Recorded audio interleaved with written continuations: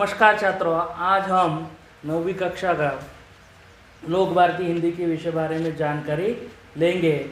इसमें से पहली कविता है हमारी चांदनी रात, और चांदनी रात की इस कविता के रचनाकार है मैथिली शरण गुप्त जी। सबसे पहले हम गुप्त जी के परिचय लेंगे। जन्म 3 अगस्त 1886, गिरगांव, झांसी, उत्तर प्रदेश। मृत्यु 12 दिसंबर 1964 में उनका मृत्यु हुआ। परिचय: मैथिली शरण गुप्त जी खड़ी बोल के महत्वपूर्ण कवि है। आपकी रचनाएं मानवीय संवेदना, विशेषता, नारी के प्रति करुणा की भावना से ओतप्रोत है। यानी उनकी रचनाएं जो उन्होंने की हुई है एक मानवीय संवेदनाओं के साथ, और नारी के प्रति उनके कविताओं में हमें करुणा या प्रेम दिखाई देता है। उनकी प्रमुख कृतियाँ: सांकेत एक महाकाव्य है, यशोधरा, जयद्रथ, वध, पंचवटी, भारत भारती ये खंड काव्य उन्होंने लिखे हुए हैं। रंग में भंग, राजा प्रजा आदि ये उनके प्रमुख कृतियों में का एक नाटक। अब जो हमें ये पद्य दिया है, इस पद्य में उन्होंने क्या दिया हुआ है, और जो ये पद्य उन्होंने दिया हुआ है एक खंड काव्य से लिया है। तो वो खंड काव्य में से लिया हुआ है, और वो खंड काव्य है पंचवटी। देखो, खंड काव्य किसे कहते हैं? इसमें मानव जीवन की किसी एक ही घटना की प्रधानता होती है। प्रासंगिक कथाओं में इसमें स्थान नहीं मिलता।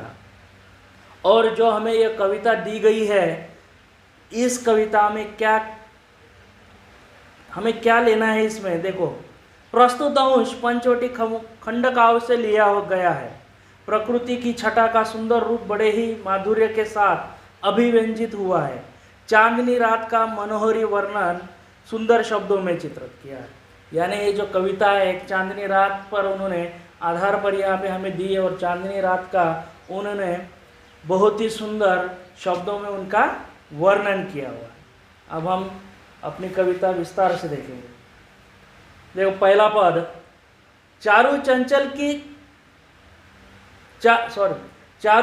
की चंचल किरणें खेल रही है जल थल में, स्वच्छ चांदनी बिछी हुई है अवनी और अंबर तल में। सबसे पहले हम शब्दार्थ देखेंगे। शब्दार्थ फलक पर लिखे हुए हैं। चारू यानी सुंदर, चंचल यानी शांत न होना, थल यानी पृथ्वी या धरती या भूमि, आगे का शब्द है अवनी। अवनी यानी पृथ्वी या धरती, और अंबर यानी आकाश। इस पद का सरल अर्थ देखेंगे अब हम। चारू चंद्र की चंचल किरणें खेल रही जल थल में। चारू यानी सुंदर, चंद्र की किरणें कैसी है? सुंदर है। खेल रही कहाँ? जल और थल में। और स्वच्छ चांदनी बिछी हुई है अवनी और अंबर तल में। स्वच्छ चांदनी कभी आकाश में दिखाई देती है, तो कभी हमें धरती पर वो स्वच्छ चांदनी हमें दिखाई देती है। देखो इनका सरल अर्थ। कवि गुप्ता जी चांदनी रात का वर्णन करते हुए कहते हैं कि चांदनी रात है और आकाश में चंद्रमा बहुत सुंदर लग रहा है। चंद्र की किरणें शांत नहीं है, कभी लुप्त हो जाती है तो कभी गिरती है। ये देखकर ऐसा लगता है मानो ये किरणें धरती और अंबर, जल और धरती से खेल रही है। अगला पद: पुलक प्रकट करती है धरती हरित तृणों के नोकों से, मानो झूम रहे तरु भी मंद पवन के झोंकों से। शब्दार्थ देखो, पुलक यानी खुशी, हरित यानी हरा, तृण यानी घास, नोक यानी नुकीला, हम मराठी में उसे कहते हैं टोक, पवन यानी हवा। देखो इनका कि इस अवसर पर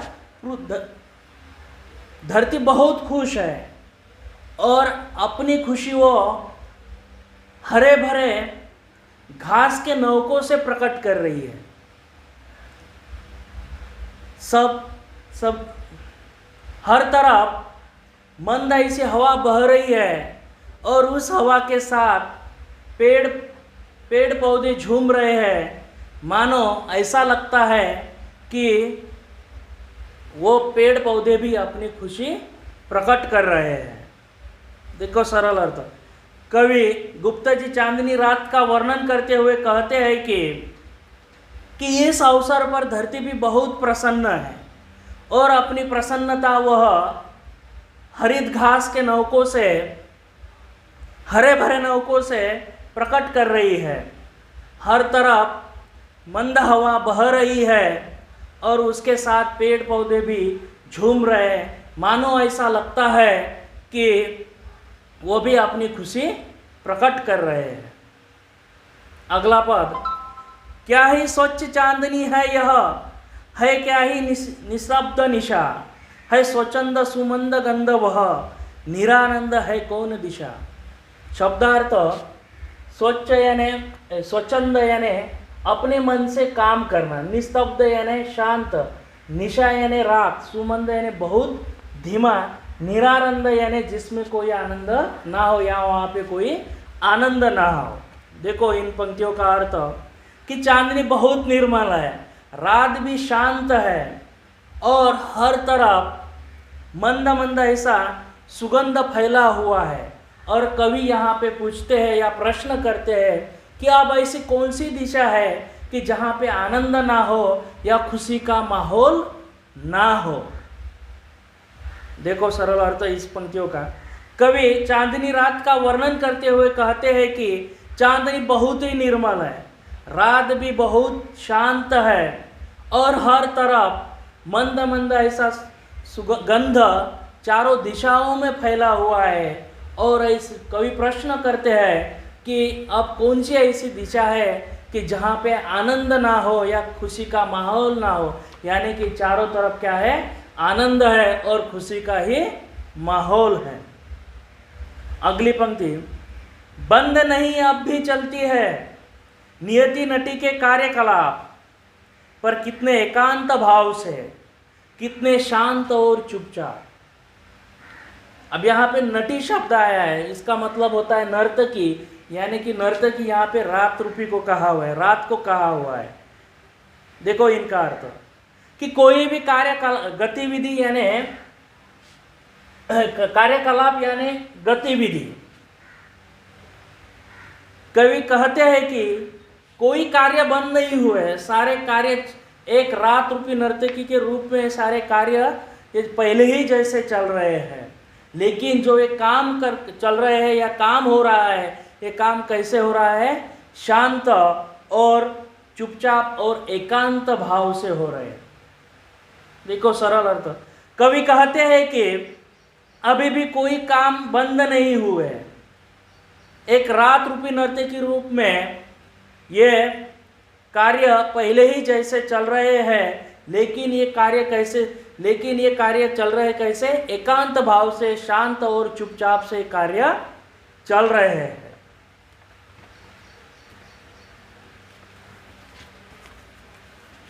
देखो हम 4 पद देखें और 4 पदों का हम एक साथ अर्थ देखेंगे। अब कवि चांदनी रात का वर्णन करते हुए कहते हैं कि चांदनी रात है और चंद्रमा आकाश में बहुत सुंदर लग रहा है, चंद्र की किरणें चंचल है, चंद्र की किरणें कभी गिरती है तो कभी लुप्त हो जाती है, मानो ऐसा लग रहा है कि एक पानी ये धरती से और पानी से खेल रही है। इस अवसर पर धरती अपनी खुशी प्रकट कर रही है और वो खुशी अपने हरे भरे तृणों के नौकों से अपनी खुशी प्रकट कर रही है और सब तरफ मंद ऐसी हवा बह रही है और उसी के साथ पेड़ पौधे भी झूम रहे हैं, मानो ऐसा लग रहा है कि वो भी अपनी खुशी प्रकट कर रहे हैं। चांदनी बहुत निर्मल है, रात भी शांत है और हर तरफ सुगंध फैला हुआ है। और कवि प्रश्न करते हैं कि ऐसी कौन सी दिशा है कि जहाँ पे आनंद ना हो या खुशी का माहौल ना हो। अभी भी सारे कार्यकलाप गतिविधि चल रहे हैं, कोई कार्यकलाप बंद नहीं है, लेकिन एक रात रूपी नर्तकी के रूपी ये कार्य पहले ही जैसे चल रहे हैं। और लेकिन ये कार्य कैसे चल रहे हैं? एकांत भाव से और चुपचाप और शांत ऐसे कार्य चल रहे हैं। आगे का पद देखेंगे अब हम। है बिखर देती वसुंधरा मोती सबके सोने पर, रवि बटोर लेता उनको सदा सवेरा होने पर। शब्दार्थ देखेंगे इस पद में से हम। बिखरना यानी फैलाना, रवि यानी सूर्य, वसुंधरा यानी धरती, बटोरना यानी इकट्ठा करना और सवेरा यानी सुबह। इनका देखें अब यहाँ पे कवि ने चंद्र और तारों की तुलना मोतियों से की हुई है। देखते हम कि रात के समय हमें आकाश में चंद्र और तारे दिखाई देते हैं, लेकिन जब सूरज निकलता है तो लुप्त हो जाते हैं। यानी कवि का कहने का मतलब है कि जो धरती पर जो मोती थे वो मोती कौन बटोर लेता है? तो सूरज बटोर लेता है। देखो इसका अर्थ। कवि गुप्ता जी चंद्र और तारों की मोतियों से तुलना करते हुए कहते हैं कि जब सारे लोग सो जाते हैं तो तब धरती आकाश में चंद्र और तारों के रूपी मोती आकाश में बिखर देती है। लेकिन जब सूरज निकलता है या सुबह होती है तब सूरज उनको बटोर लेता है। यानी फिर हमें क्या है? चंद्र और तारे हमें सुबह दिखाई नहीं देते। अगली पंक्ति। और विराम दाहिनी अपनी संध्या को दे जाता है, शून्य शाम तनु जिससे उसका नया रूप झलकता है। विराम दाहिनी यानी विश्राम देने वाली, संध्या यानी शाम, शाम यानी कालिमा, तनु यानी शरीर। यानी पे यहाँ पे कवि कहते हैं कि जिस तरह सूरज सुबह निकलकर वो मोतियों को बटोर लेता है और जब शाम होती है तब वो बटोरे हुए मोती फिर से संध्या को दे जाती है, और जब शाम होती है या रात होती है तब फिर हमें आकाश में चंद्र और तारे हमें दिखाई देते हैं और रात हमें प्रकाशमान होते हुए, रात एक नया रूप धारण करके चमकते हुए हमें दिखाई देती है। यानी कि वहाँ पे रात कैसे पूरी रात प्रकाशमान हो जाती है, जो कालिमा सारा निकल जाता है। देखो कवि कहते हैं कि जो सुबह होते सूरज ने बटोरे हुए मोती शाम होते ही संध्या को दे जाता है, और जब रात होती है तो फिर से आकाश में हमें चांद तारे दिखाई देने लगते हैं या चमकने लगते हैं, जिससे रात्रि का नया रूप झलकता है और रात्रि का कालिमा प्रकाशमान हो जाता है या प्रकाशमान हो जाती है। आगे की पंक्ति। पंचवटी की छाया में सुंदर पर्ण कुटीर बना, उसके सम्मुख स्वच्छ शिला पर धीरवीर निर्भीक बना। पंचवटी यानी 5 वट वृक्षों का समूह, पर्ण यानी पान, कुटीर यानी झोपड़ी, निर्भीक यानी निडर, मना यानी मनुष्य। कवि कहते हैं कि पंचवटी के वट के वृक्ष की छाव में एक घास और पर्णों की एक झोपड़ी बनाई हुई है, और उसके सामने एक स्वच्छ ऐसा पत्थर है, और उस पत्थर पर एक निर्भीक मनुष्य बैठा हुआ है। देखो इसका सरल अर्थ। कवि कहते हैं कि पंचवटी के छाव में एक सुंदर घास और पत्तों की झोपड़ी बनाई हुई है, और उसके सामने एक स्वच्छ पत्थर है, और उस पत्थर पर दृढ़ मन वाला और निडर मनुष्य बैठा हुआ है। अगली पंक्ति है, जाग रहा है कौन धनुर्धर्य जबकि भुवन भर सोता है, योगी कुसुमायुध योगी सा बना दृष्टिगत होता है। धनुर्धर यानी तीरंदाज, भुवन यानी संसार, भोगी यानी सांसारिक जीवन जीने वाला, कुसुमायुध यद म्हणजे कामदेव, दृष्टिगत यानी दिखाई देना। कुसुमायुध यानी कि कामदेव। देखो इसका अर्थ कि सारा संसार सोया हुआ है और ऐसा कौन सा तीरंदाज है जो जाग रहा है।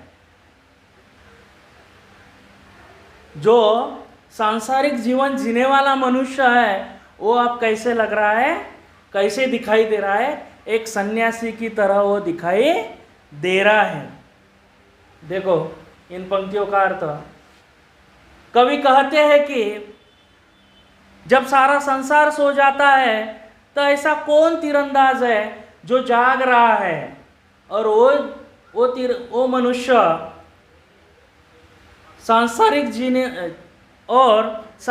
जीवन जीने वाला मनुष्य अब एक सन्यासी की तरह दिख रहा है। यह हमारी पहली कविता थी, यहाँ पे खत्म हुई। इसका स्वाध्याय तुम्हें लिखना है और फलक पे दिए हुए सारे शब्दार्थ तुम्हारी नोटबुक में लिखना है, और इस कविता का पूरा भावार्थ ही तुम्हें लिखना है।